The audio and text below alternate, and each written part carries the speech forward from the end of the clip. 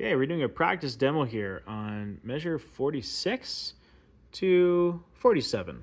Okay, and just to let you know what that sounds like, it goes like this.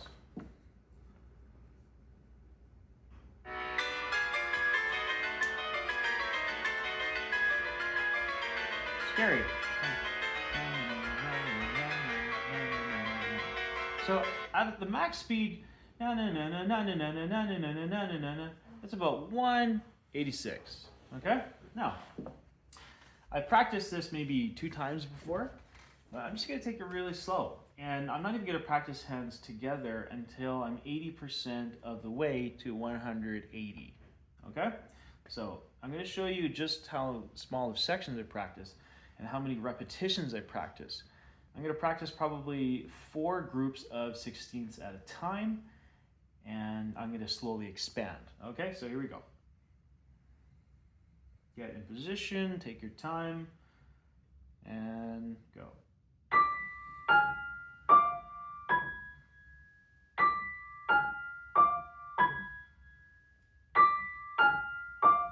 I'm being really careful not to be haphazard or to be clumsy, because accuracy matters in the long term. Okay, so let's do some rhythms. Get the right motions.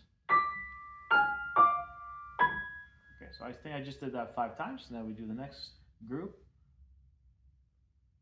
Take my time here.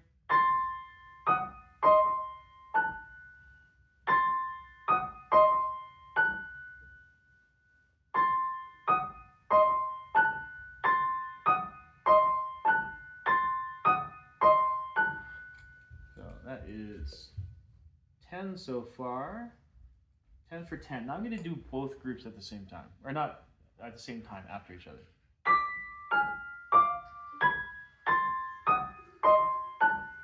Great. I almost slipped there. I'm going to watch that position shift so I don't do it again.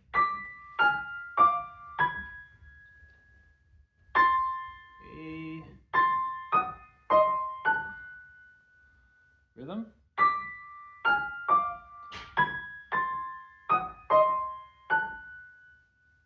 Am I doing that right? Yeah, I am doing that right. Okay. So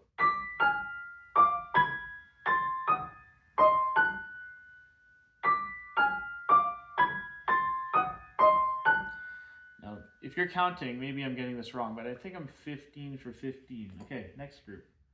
We're in the last group here, which is so tricky. I'm getting lost. Oh, it's the same thing.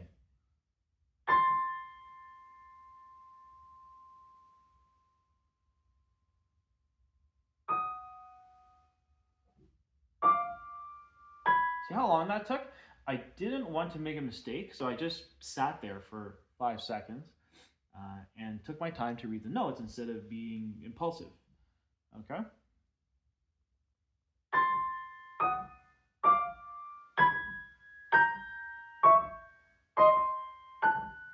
Okay, I'm practicing too big of a section. I'm going to go back to doing groups of 4.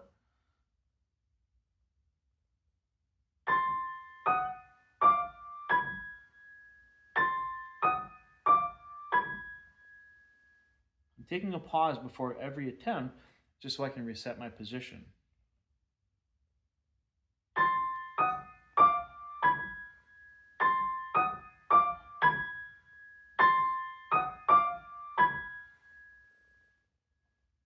Next group is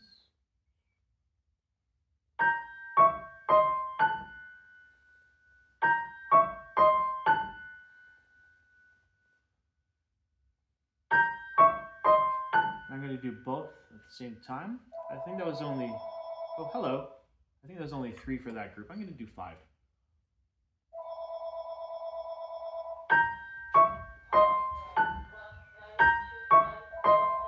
Okay, so don't get distracted.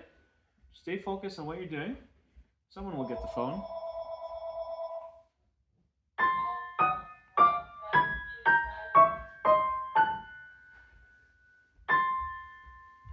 Oh, I lost my focus. I'm going to do that again.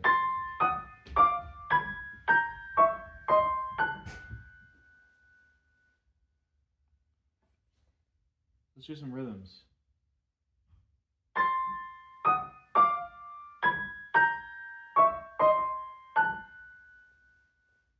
Starts on C and goes down, making mental notes for myself. And goes down. So there's a chromatic pattern to it.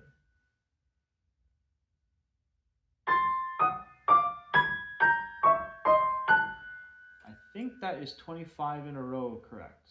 I had one little slip on the 5th attempt, but I'm 25 for 25. Okay, now I'm going to play the whole section, the 2 measures, and I'm going to do it slow. So whenever you integrate a small section to a larger section, you have to slow down your tempo. The analogy that I use is, let's imagine that you're sewing a shirt and you just finished sewing the sleeve, okay?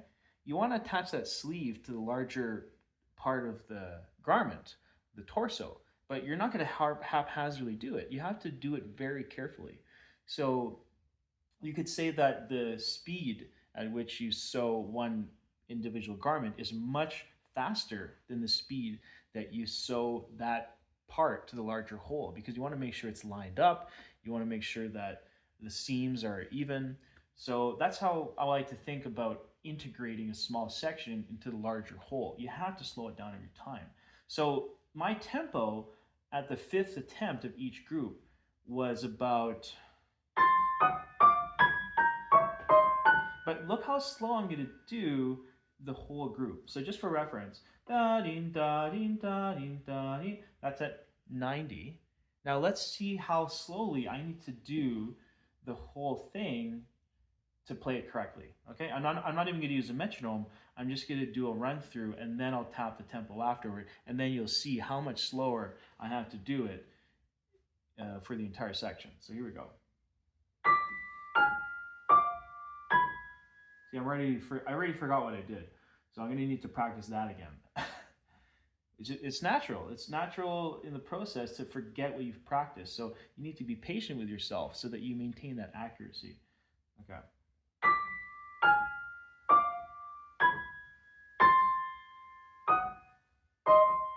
So I'm not even ready to do 2 measures. I got to do those first, those 2 groups of 4 again.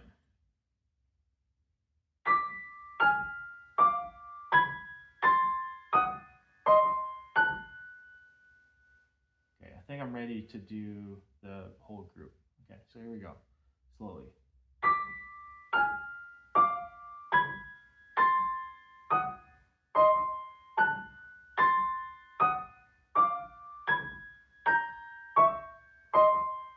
Cool. Da, dun, da, ding, da. Look at that. 42. So I practiced the entire 2 measures at 50% of the tempo that I would have done the 5th attempt in a small section. Okay? And I think I did 3 more attempts there. So just to make it 30 attempts in a row, correct, with 1 slip, I'm going to do 2 more.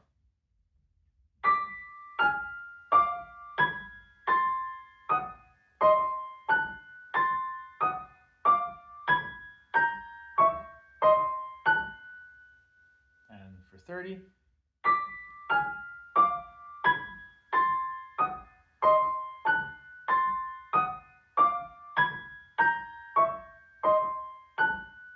Okay, so that's 30 attempts in a row, correct.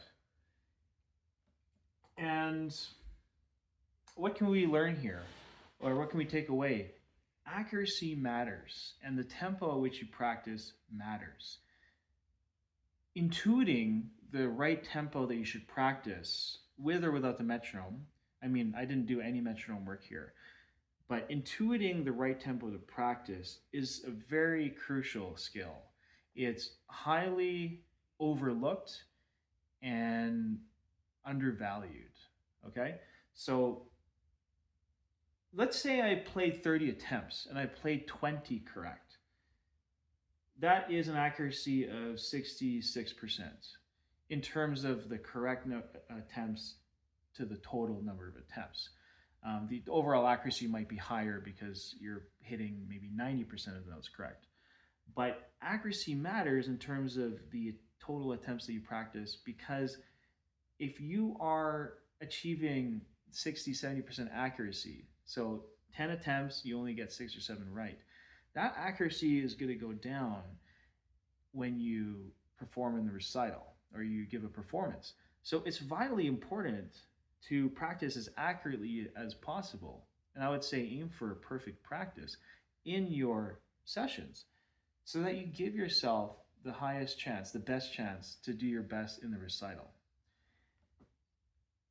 I often watch my students practice in the lesson, and I will ask them to demonstrate for me just a line. And they'll work really hard, they'll show a lot of vigor and determination to practice and show me a demonstration of their practice.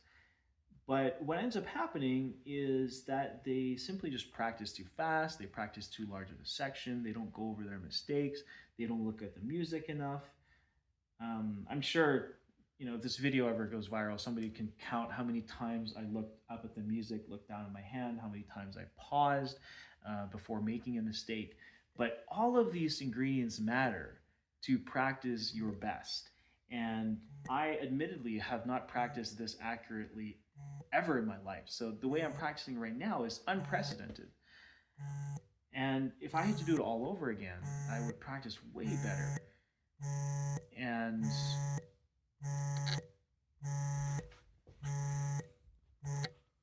oops, that was my alarm going off. I would practice way better because it would save a lot of frustration in the long term and it would make me more prepared for performances.